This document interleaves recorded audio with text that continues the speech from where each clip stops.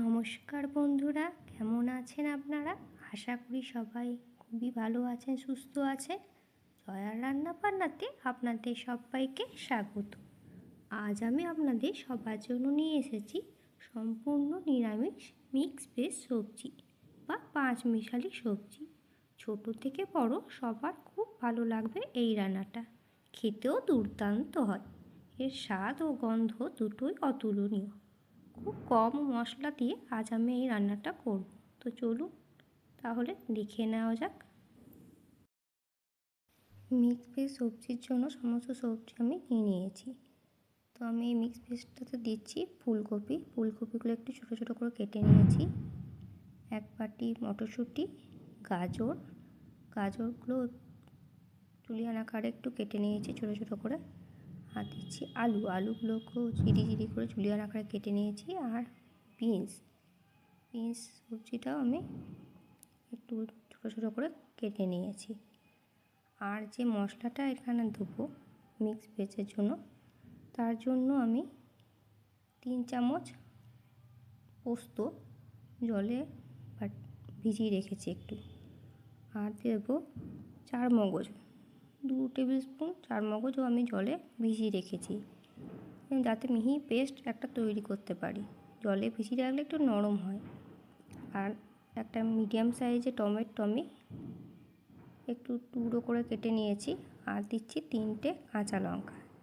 এই সব কিছুর একটা ধরুন মিহি এবার আমি একটা আগে পেস্ট তৈরি করে নিই। এই মিক্স পেস্টটাতে আমি পনির দেবো। তো আমি 200 গ্রাম পনির কিউব করে কেটে নিয়েছি। তো কড়াইয়ে আমি 2 চামচ সাদা তেল গরম হতে দিয়েছিলাম। তেলটা গরম হয়ে যাওয়ার পর পনিরগুলো আমি তেলের মধ্যে একটু লাল করে ভেজে নেব। খুব লাল ভাজবো না, তাহলে পনির শক্ত হয়ে যায়। তো দেখুন এরকম বাদামি কালারটা এসেছে, ভাজা হয়ে গেছে এরকমভাবে। এরপর এই পনিরগুলো আমি ভেজে তুলে নিচ্ছি। পনির ভেজে নেওয়ার পর ওই তেলেই আমি ফুলকপিগুলো দিয়ে দিলাম। এরপর এই ফুলকপি ভাজার জন্য যতটুকু লবণ লাগবে ফুলকপির জন্য, তাই আমি 1/4 একটু লবণ দিলাম আর খুবই সামান্য হলুদ দিলাম। তো আগে লাল করে ফুলকপিটা ভেজে নিই, তারপর বাকি সবজিগুলো এক এক করে আমি ভাজবো। আপনারা চাইলে সব সবজি একসাথেই ভাজতে পারেন। আমি একটু টেস্টি করার জন্য এক এক করে সবজিগুলো ভাজবো। তো দেখুন ফুলকপিগুলো আমার লাল করে ভাজা হয়ে গেছে। এরপর আমি ফুলকপিগুলো তুলে নেব। এরপর ফুলকপি তুলে নেওয়ার পর ওই কড়াইয়ে একটু আমি 1 চামচ মতো সর্ষের তেল দিলাম। এবার তেলটা গরম হয়ে যাওয়ার পর আমি কুচি করে রেখেছিলাম যে বিনসগুলো কেটে রেখেছিলাম, সেই বিনস আর মটরশুঁটি দিয়ে দিলাম। সামান্য নুন আর হলুদ দিয়ে ভালো করে এটাকে আমি এবার ভেজে নিচ্ছি। তো দেখুন লাল করে ভাজা হয়ে গেল বিনস আর মটরশুঁটিগুলো। এরপর এগুলোকেও আমি এবার তুলে নিয়ে বাকি যে সবজিটা আছে সেই সবজিটা এবার ভেজে নেব। বিনস আর মটরশুঁটিগুলো ভেজে তুলে নেওয়ার পর আমি এবার আলু আর গাজরটা দিয়ে দিলাম। তো একটু নুন আর হলুদ দিয়ে ভালো করে একটু নাড়াচাড়া করে ভাজা করে নিলাম। দেখুন অনেকটা ভাজা হয়ে এসেছে। আর একটু ভাজা হয়ে যাওয়ার পর আমি তারপর ক্যাপসিকাম কুচি করে রাখা ছিল, সেই ক্যাপসিকামটাও এবার দিয়ে দিলাম। তো ক্যাপসিকাম, আলু, গাজর সবগুলো আমার ভালো করে ভাজা হয়ে গেল। এরপর এগুলোকে আমি এবার তুলে নেব। সবজিগুলো ভেজে তুলে নেওয়ার পর আমি কড়াইয়ে 1 চামচ সরষের তেল গরম বসিয়েছিলাম। তো তেলটা গরম হয়ে যাওয়ার পর ফোড়ন হিসাবে দিচ্ছি একটা তেজপাতা, একটা শুকনো লঙ্কাকে কুচি করে নিয়েছি আর সাদা জিরে।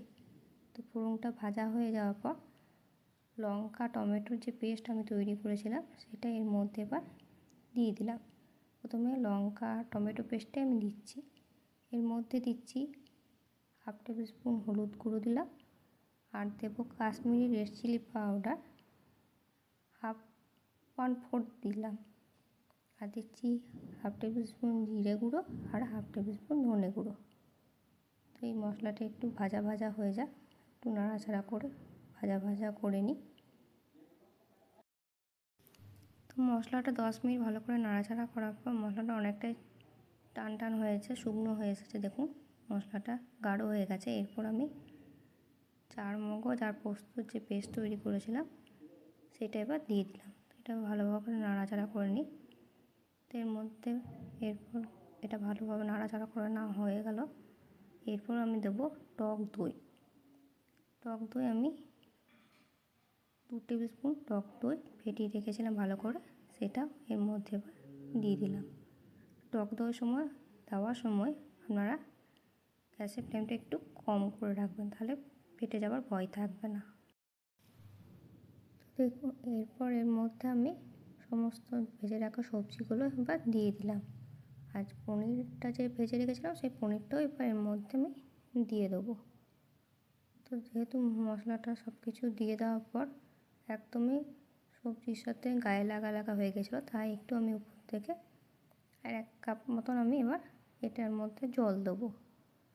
তো জল দিয়ে দেওয়ার পর স্বাদ মতো লবণ, একটু স্বাদ মতন আমি চিনিও এর মধ্যে দিচ্ছি। তাহলে এটা একটু ফুটে যাক মশলাটা ভালো করে সবজিগুলোর সাথে। তো আমার মতো করে আপনারা একবার বাড়িতে তৈরি করে দেখবেন, আশা করি আপনাদের খুবই ভালো লাগবে। আর খুব কম উপকরণে খুব তাড়াতাড়ি হয়ে যায়, খুবই সুস্বাদু হয় খেতে। অতি অবশ্যই আপনারা একবার আমার মতো করে বাড়িতে একবার করবেন। ভিডিওটি ভালো লাগলে অবশ্যই একটা লাইক করে দেবেন। আর আমার এই চ্যানেলে যদি আপনারা প্রথমবার আসেন তাহলে অবশ্যই চ্যানেলটি সাবস্ক্রাইব করে বেল বাটনে ক্লিক করে নেবেন, তাহলে আমি যখনই কোনো নতুন ভিডিও নিয়ে আসবো তা সবার আগে আপনাদের কাছে এসে পৌঁছাবে। দেখুন আমার মিক্স ভেজ একদম রেডি। এরপর উপর থেকে আমি একটু গরম মশলা গুঁড়ো 1 চামচ গরম মশলা গুঁড়ো দিয়ে দিচ্ছি, আর দিচ্ছি কাসুরি মেথি।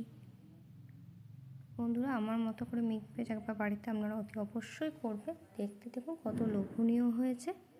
আর এই মিক্স ভেজ আপনারা রুটি, তরকারি, ভাত, পোলাও, ফ্রায়েড রাইস সব কিছুর সঙ্গে খেতে পারেন। খেতেও কিন্তু খুবই দুর্দান্ত হয়। দেখুন দেখে লোভ লাগছে, কত লোভনীয় হয়েছে। তো চলুন বন্ধুরা আজ আসি তাহলে, আবার আপনাদের সাথে দেখা হচ্ছে নেক্সট ভিডিওতে।